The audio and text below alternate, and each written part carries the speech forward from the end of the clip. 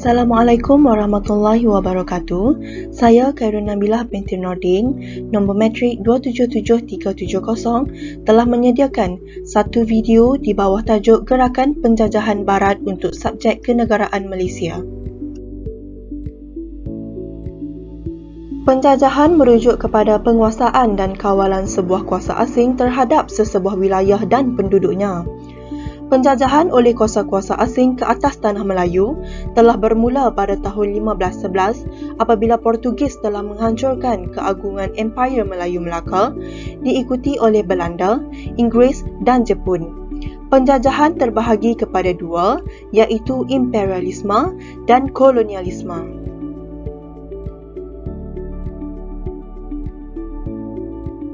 Imperialisme membawa maksud perluasan kawasan dan pengaruh satu bangsa ke atas bangsa lain. Selain itu, imperialisme juga merupakan satu dasar meluaskan sesebuah empayar dengan menjajah negara lain.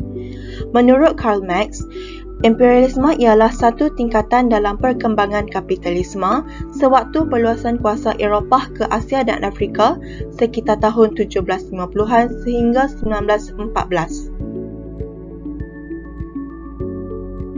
Terdapat 4 faktor penggalak imperialisme, iaitu etnosentrisme, jingoisme, agama dan keinginan menjadi kuasa besar.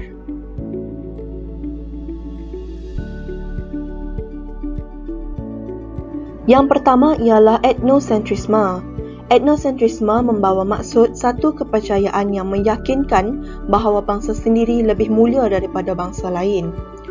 Hasil perkembangan nasionalisme moden yang hebat di kebanyakan negara Eropah pada tahun 1750-an sehingga tahun 1914, konsep kemegahan melalui penjajahan berbentuk kolonialisme telah berubah corak menjadi lebih agresif dengan memandang kemegahan dan ketinggian bangsa masing-masing. Yang kedua ialah jingoisme. Jingoisme merujuk kepada semangat patriotisme yang fanatik sehingga membenci bangsa lain. Perasaan benci yang mendalam wujud di antara kaum yang hidup di Eropah pada ketika itu.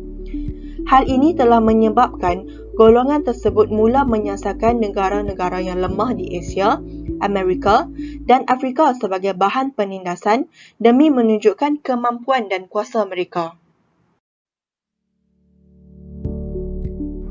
Faktor yang ketiga ialah faktor agama. Agama juga memainkan peranan yang sangat penting dalam mempengaruhi pemikiran manusia di Eropah yang mengakibatkan berlakunya imperialisme. Misi agama Kristian yang membawa tugas suci menyelamatkan umat manusia daripada penindasan dan ketidakadilan, terutamanya di negara mundur seperti Asia dan Afrika, telah mewujudkan fahaman white man burden. Faktor yang terakhir ialah keinginan menjadi kuasa besar. Kemegahan yang dihasilkan daripada semangat nasionalisme yang tebal telah menggalakkan kewujudan keinginan menjadi kuasa besar yang mampu menguasai semua manusia di seluruh pelosok bumi. Contohnya, perasaan nasionalisme yang dipupuk oleh Bismarck pada tahun 1800 telah menjadi punca dunia terheret ke dalam kancah Perang Dunia Pertama. Hal ini berlaku hanya disebabkan oleh ketamakan Jerman untuk menguasai seluruh Eropah.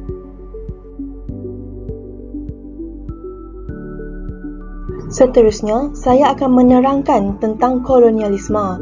Secara umumnya, kolonialisme ialah dasar sesebuah negara yang mengeksploitasi atau mendominasi sesuatu kawasan serta masyarakatnya yang dianggap lemah.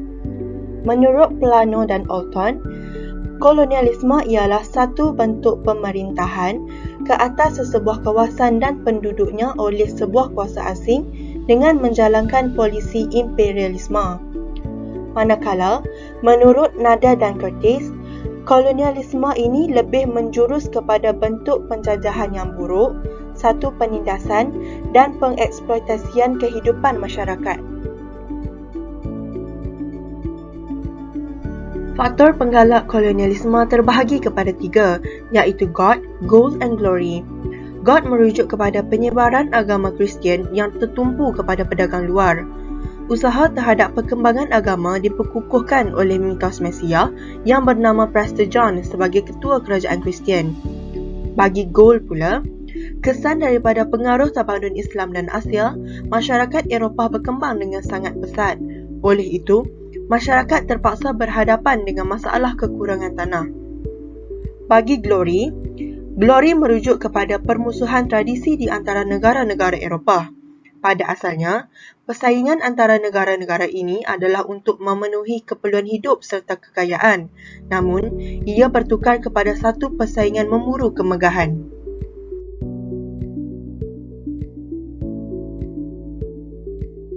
Kedatangan Eropah ke Tanah Melayu dipengaruhi oleh beberapa faktor yang sangat penting. Yang pertama ialah kedudukan geografi Tanah Melayu yang strategik. Tanah Melayu terletak betul-betul di antara jalan perdagangan timur dan barat. Kawasannya meliputi hampir keseluruhan Selat Melaka dan dilindungi oleh Pulau Sumatera. Hal ini menjadikan Tanah Melayu sebagai kawasan yang sangat selamat dan terlindung daripada taufan serta gelora lautan. Situasi ini memudahkan para pedagang untuk berlabuh dan berlindung. Faktor yang kedua ialah sumber bahan mentah. Tanah Melayu yang terkenal dengan gelaran Suvarna Bumi, kaya dengan pelbagai bahan mentah seperti biji timah telah menjadi sasaran kuasa besar untuk menguasai sepenuhnya sektor ekonomi di Tanah Melayu. Selepas kuasa-kuasa besar mula menyedari akan kekayaan ekonomi di kawasan tersebut, Tanah Melayu menjadi sangat penting bagi mereka untuk meluaskan penjajahan mereka.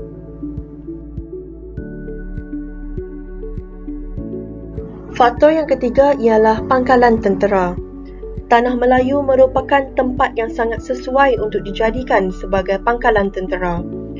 Kedatangan kuasa barat ke Tanah Melayu bukan sahaja sebagai tempat persinggahan, tetapi juga untuk keselamatan rombongan mereka. Faktor yang seterusnya ialah pasaran baru. Pasaran di Eropah menjadi sangat sengit. Jadi, kuasa besar Eropah terpaksa keluar daripada benua Eropah dan mencari penempatan serta pasaran baharu bagi perdagangan mereka. Kedudukan geografi Tanah Melayu yang strategik telah menarik perhatian kuasa besar Eropah. Faktor kedatangan Eropah ke Tanah Melayu yang terakhir ialah Prester John. Pihak gereja telah menjanjikan kedatangan seorang Mesia iaitu Prester John di benua sebelah timur. Kepercayaan ini telah menyebabkan orang Kristian seperti Putra Henry dari Portugal melancarkan satu gerakan untuk mencari Prester John. Tujuan Putra Henry melancarkan gerakan tersebut adalah untuk menjatuhkan Empayar Islam.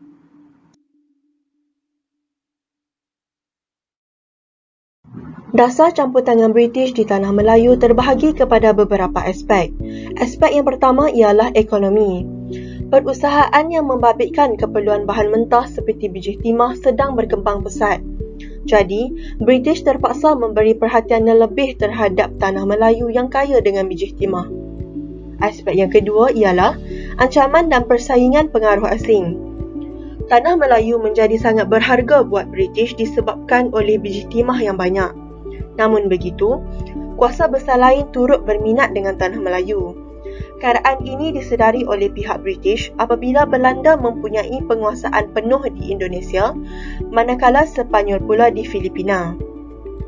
Aspek yang ketiga ialah pergolakan politik di Tanah Melayu. Sekitar tahun 1860-an sehingga 1880, berlaku pergolakan politik yang melibatkan perebutan takhta. Contohnya, di Larut, Perak telah berlaku perang saudara. Kesannya, aktiviti perlombongan biji timah tidak dapat diteruskan. Aspek yang seterusnya ialah perubahan pucuk pimpinan di Britain. Parti Konservatif telah mengambil alih kuasa memerintah daripada Parti Liberal.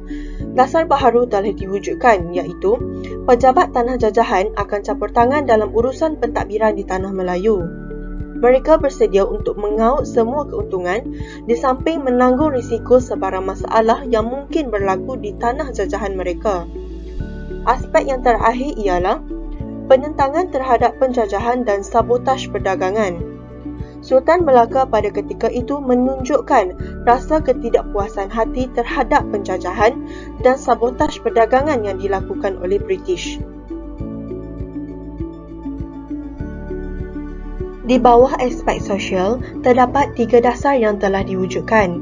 Yang pertama ialah dasar kemasukan imigran. Dasar ini merujuk kepada kemasukan tanpa had imigran asing dari China dan India ke Tanah Melayu sebagai buruh di Lombong dan Ladang.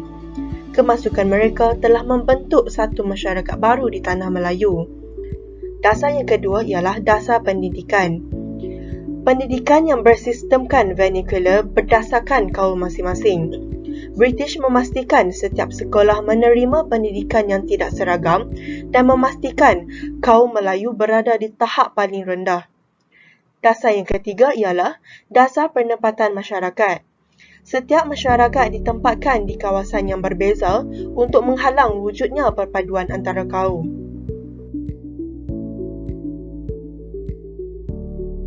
Terdapat 4 dasar yang diwujudkan di bawah aspek ekonomi. Dasar yang pertama ialah dasar ekonomi moden.